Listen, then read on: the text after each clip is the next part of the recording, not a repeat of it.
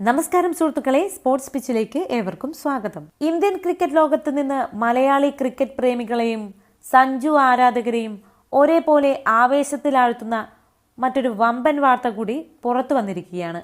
2020 captaincy വിവാദങ്ങൾക്ക് പിന്നാലെ Indian ടീമിന്റെ മുഖ്യ പരിശീലകൻ ഗൗതം ഗംഭീർ സഞ്ജു സാംസണെ ഇന്ത്യൻ ഏകദിന ടീമിന്റെ ഭാഗമാക്കാൻ സെലക്ടർമാരോട് ശക്തമായി ആവശ്യപ്പെട്ടു എന്ന റിപ്പോർട്ടുകളാണ് ഇപ്പോൾ പുറത്തുവരുന്നത്. 2020 മാത്രമല്ല, ഏകദിന ഫോർമാറ്റിലും സഞ്ജു സാംസൺ എന്ന പ്രതിഭയെ ഇന്ത്യ കൃത്യമായി ഉപയോഗിക്കണമെന്ന നിലപാടിലാണ് ഗൗതം ഗംഭീർ.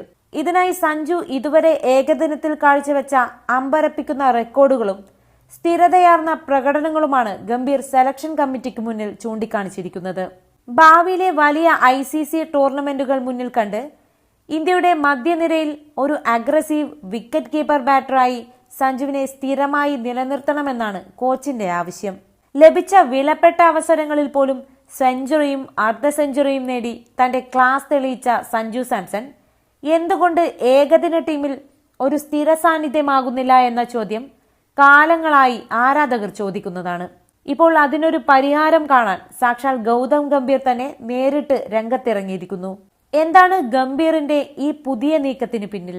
സഞ്ജുവിന്റെ ODI റെക്കോർഡുകൾ എത്രത്തോളം മികച്ചതാണ്?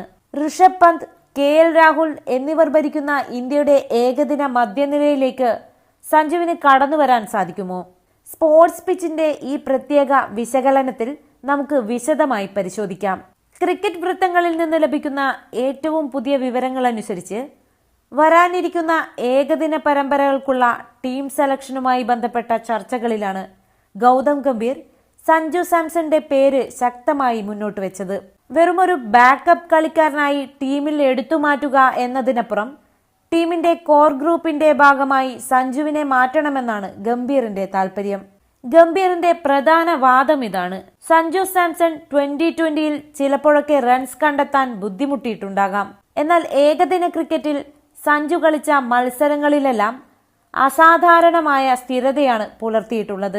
ഇന്നിംഗ്സ് പടുത്തുയർത്താനും അതേസമയം തന്നെ അവസാന ഓവറുകളിൽ തകർത്തടിക്കാനും സഞ്ജുവിന് പ്രത്യേക കഴിവുണ്ട്.